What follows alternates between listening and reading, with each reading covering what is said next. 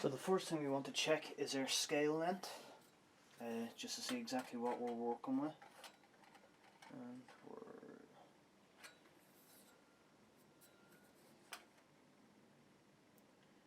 And it looks like it's a 25.5-inch scale length.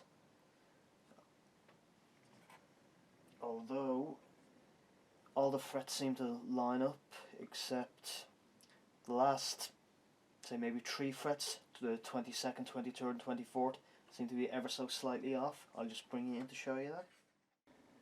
Now just looking there, you can see all these frets all line up, but when we come right to the end here, you can just see our 22nd, 23rd and 24th are slightly off. So, well, who plays up there anyway? But it may cause some tuning issues and stuff like that. We'll see when we have it all together. So we'll just do a check now and double check exactly where our bridge and our nut are going to be, just to check the scale length there too. So just using our long ruler there, just matching up on the bridge here, you can see we're just at 25.5 inches just there. So the bridge does seem to sit in the right place. We'll be able to adjust the saddles to get it perfect. But at least that's one of the main worries. As long as it's true to itself on the scale, it will be tunable and playable. So we'll press on now that we know that. So we're just using our notched straight edge here, just to check how straight the neck is. And it's remarkably straight. It's completely straight all along, so at least it's not bent or twisted or anything. So that's a good start. So the neck is straight.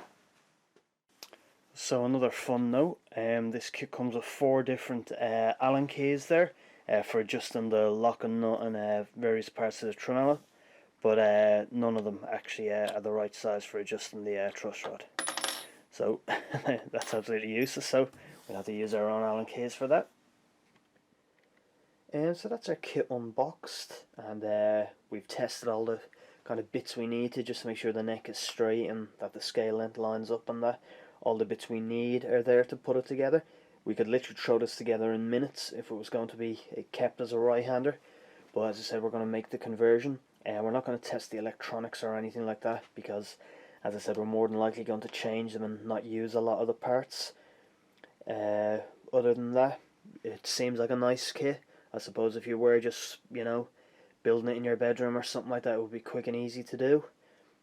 So, as I said, with everything we need tested and all the bits checked, we're going to move on to our next part, which is going to be plugging all these holes in that and getting ready to convert the whole thing to left-handed use.